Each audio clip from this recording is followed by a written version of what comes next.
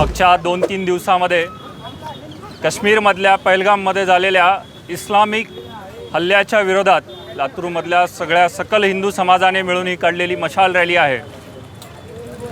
ज्या काश्मीरमध्ये ऋषी कश्यपांनी तप केला ते काश्मीर हिंदूंच्या जीवनातला अविभाज्य घटक आहे। जिथे हिंदूंचा नरसंहार झाला, आज एकही हिंदू काश्मीर व्हॅलीमध्ये जिवंत नसताना पर्यटकाला सुद्धा तिथे येऊ द्यायचं नाही असा इस्लामिक आतंकवाद्याचा जे धोरण आहे त्याच्या विरोधामध्ये हे आंदोलन आहे। पहलगाममध्ये ठरवून विचारून धर्म विचारून जो हल्ला झाला हा इस्लामचं रूप दाखवणारा हल्ला आहे, जो दाखवताना एक वेगळं रूप दाखवतो, भाईचाऱ्याचं रूप दाखवतो आणि देशामध्ये प्रत्येक वेळेस धर्माच्या नावावर मोठा नरसंहार घडून आणतो। याच्या आधी आपण काश्मीर पाहिलं, आत्ता वक्फच्या नावाखाली बंगाल बघतोय, शेजारचं बांगलादेशचं राष्ट्र बघतोय जे हिंदूंच्या कत्तली करत आहे।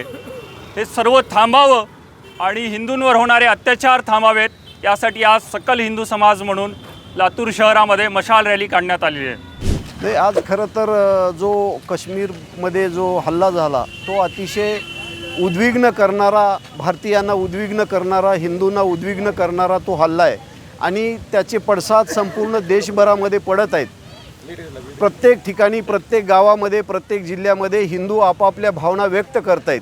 त्याचाच एक भाग म्हणून लातूर शहरामध्ये सुद्धा आज सकल हिंदू समाजाने लातूर बंदचं आवाहन केलं होतं आणि आज संध्याकाळी मशाल रॅलीचं एक आयोजन केलं होतं, ज्यामध्ये ज्या भावना हिंदूच्या प्रखर तीव्र भावना आहेत ते व्यक्त करण्याचा हा एक कार्यक्रम होता।